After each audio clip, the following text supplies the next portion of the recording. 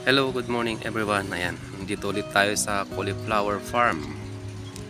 Ayan o, malalaki na ng mga cauliflower o. Ang bilis. Oh, bilis lumaki. Didilig lang ito nung nakarang araw. Ayan, yan pa yung mga abuno na complete. Malaki na o. Bilis lumaki. Kasi sagana sa hakon, sa nutrients. Kasi mataba rin kasi yung lupa eh. Dami o. Wow. Mga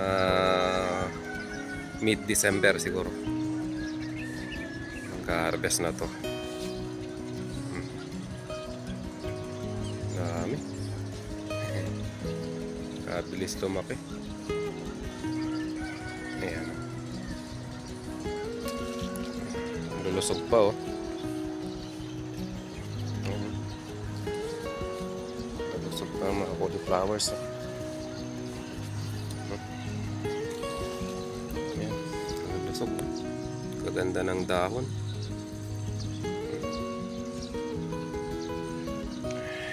Ayan. Talagang mataba yung lupa oh. Nag-green siya oh. Naglulumot. Naglaladog sabi nga dito sa amin. Yan, puro dahon pa lang yan. Yan yung labasan ng bulaklak. Yan.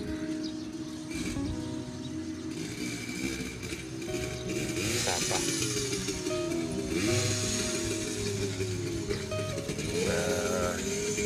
Tinao pa oh.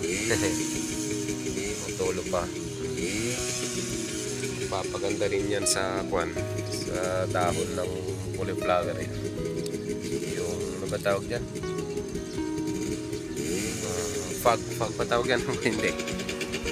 Yung nao kasi ang tawag sa Ilocano.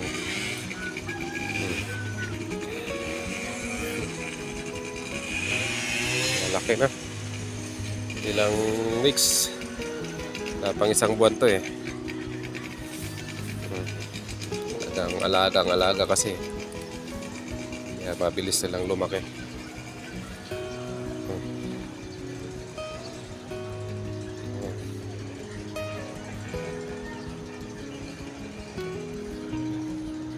Ayan,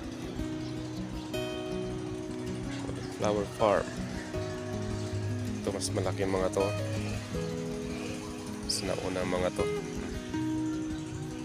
Ayan, mabilis lumaki.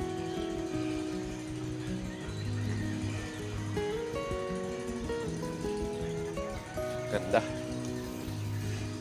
ng cauliflower.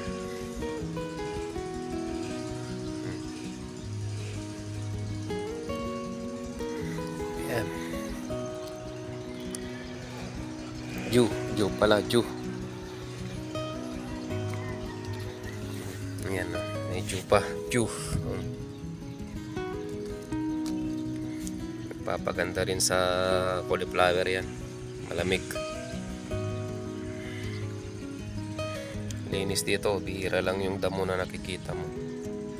Kasi na-sprayan na rin siya ng pampatay ng damo. Tapos pinalinis na rin. Hawak na ang cauliflower oh. Nasa 3 to 5,000 pieces siguro to. Ayan, 3 to 5,000 pieces. Ito na, nakapagtanim na rin ng sibuyas dito. Sibuyas ng tinanim na yan. Iba. Hawak. Yun. Mid-December siguro. Pag naani ito.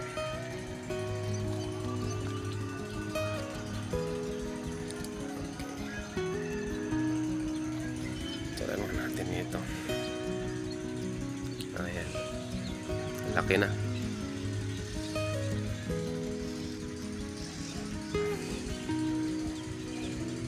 Okay. Okay. Ganyan lang naman ang mga damo. Cauliflower, madali lang linisin.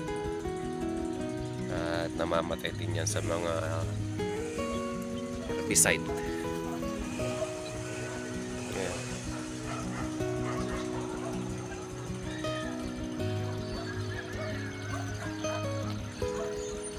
Okay, good morning. Good morning. Yan. Cauliflower farm dito sa Santa Catalina, Ilocos Sur. Yeah. Thank you for watching.